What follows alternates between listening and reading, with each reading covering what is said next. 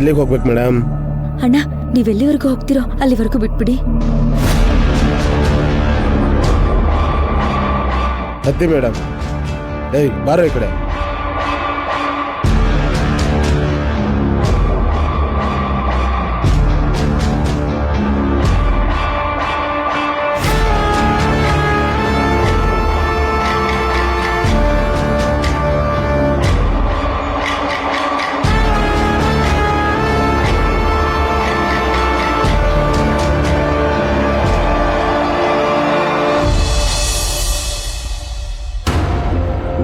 ರಾವಣ್ ಯಾಕೆ ನನ್ನನ್ನ ಹೇಳೋವರೆಗೂ ಆಚೆ ಹೋಗ್ಬೇಡ ಅಂತ ಹೇಳಿದ್ರು?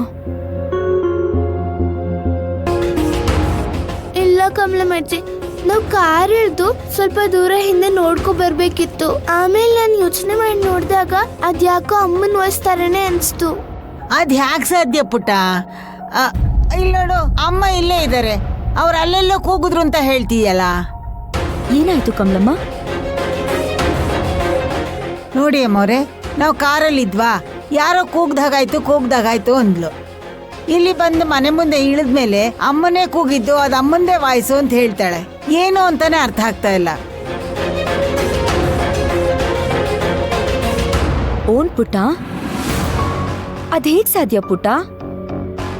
ನಾನ್ ಮನೇಲೆ ಕೂತಿದ್ದೀನಿ, ಆಚೆ ಹೆಂಗ್ ಬರಕ್ಕಾಗತ್ತೆ? ಅದೆಲ್ಲ ನಂಗೆ ಗೊತ್ತಿಲ್ಲ ಅಮ್ಮ, ನೀವ್ ಕರೆದ್ರೆ ನಂಗದ್ ಕೇಳಿಸ್ತು. ಅದೆಲ್ಲ ನೀನ್ ಭ್ರಮೆ ಇರ್ಬೇಕು ಕಣಮ್ಮ. ಏನ್ ಭೈರವಿ, ಸಂತೋಷನಾ? ಆಚೆ ಹೋಗ್ಬೇಕು ಅಂತ ಹೇಳ್ದೆ, ಕಮಲಮ್ಮಂಗ್ ಕರ್ಕೊಂಡು ಇಷ್ಟ ಬೇಗ ಹೋಗ್ ಬಂದ್ಬಿಟ್ಟಿದ್ಯಾ? ಅಯ್ಯೋ, ಅವಳ ಕತೆ ಕೇಳು.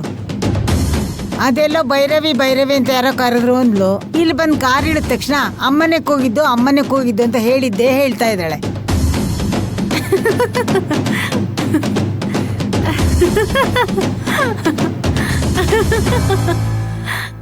ಹಾಗೆಲ್ಲ ನಗ್ಬೇಡಿ ರೂಪ ಆಂಟಿ, ನಾನ್ ಸುಳ್ಳು ಹೇಳ್ತಿಲ್ಲ.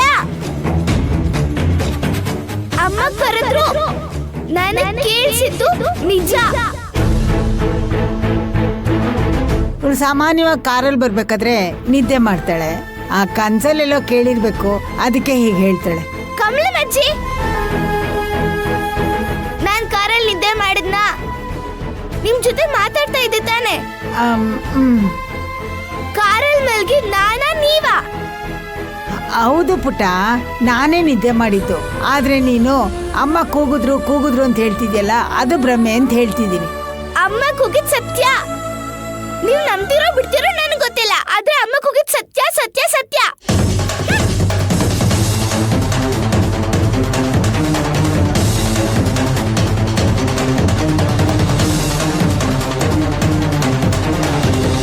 ಏನ್ ಕಮಲಮ್ಮ ಇದು? ಏನೋ ನನಗೂ ಗೊತ್ತಾಗ್ತಿಲ್ಲ ರೂಪ. ಸರಿ ಬಾ, ಅಮ್ಮವ್ರಿಗೆ ಕಾಫಿನಾರು ಮಾಡ್ಕೊಡೋಣ. ಸರಿ.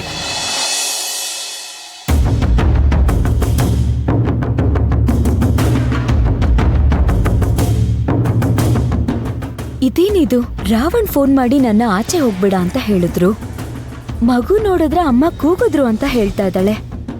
ಮಗು ಮಾತಾಡೋದನ್ನ ನೋಡ್ತಿದ್ರೆ ಅವಳು ಸುಳ್ಳು ಹೇಳ್ತಿಲ್ಲ ಅಂತ ಅನ್ಸತ್ತೆ. ಇದು ಭ್ರಮೇನೂ ಅಲ್ಲ, ನಿಜ ಅಂತಾನೆ ಅನ್ನಿಸ್ತಾ ಇದೆ.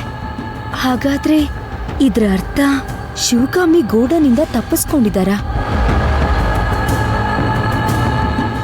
ರಾವಣ್ ಇದನ್ನ ನನ್ನ ಹತ್ರ ಮುಚ್ಚಿಡ್ತಾ ಇದ್ದಾರ?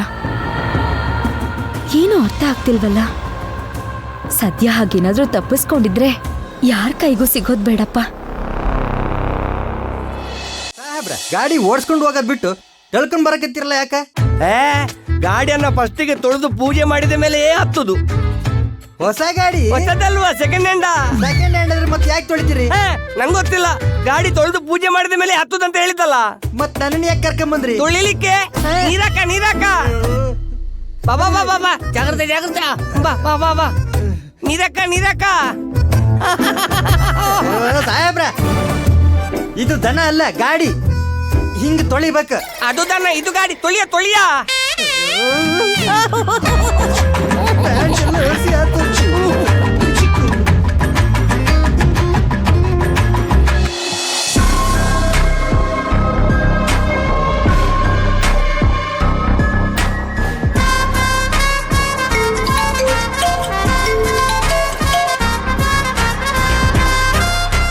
ಹಲೋ, ನಮಸ್ಕಾರ ರಾವಣ್ ಸರ್. ಹೇಗಿದ್ದೀರ?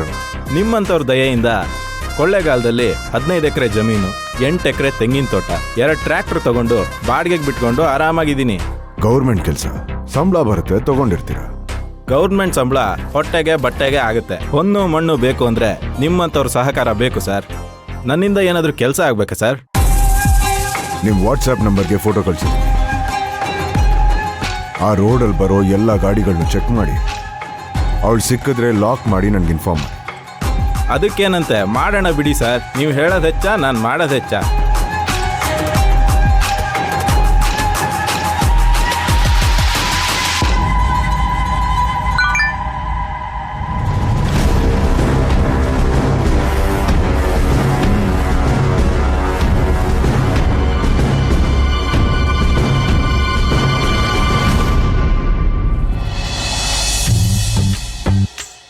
ಓಂ ನಮೋ ಭಗವತೆ ವಾಸುದೇವಾಯ. ಓಂ ನಮೋ ಭಗವತೆ ವಾಸುದೇವಾಯ. ಓಂ ನಮೋ ಭಗವತೆ ವಾಸುದೇವಾಯ. ಓಂ ನಮೋ ಭಗವತೆ ವಾಸುದೇವಾಯ. ಕೊಟ್ಟೆ. ಓಂ ನಮೋ ಭಗವತೆ ವಾಸುದೇವಾಯ. ಓಂ ನಮೋ ಭಗವತೆ ವಾಸುದೇವಾಯ. ಓಂ ನಮೋ ಭಗವತೆ ವಾಸುದೇವಾಯ. ಓಂ ನಮೋ ಭಗವತೆ ವಾಸುದೇವಾಯ. ಓಂ ನಮೋ ಭಗವತೆ ವಾಸುದೇವಾಯ. ಓಂ ನಮೋ ಭಗವತೆ ವಾಸುದೇವಾಯ. ಸಾಹೇಬ್ರ, ಅಲ್ಲ ನೀವ್ಯಾಕೆ ಗಾಡಿ ಪೂಜೆ ಮಾಡ್ಲಿಕ್ಕತ್ತೀರಿ?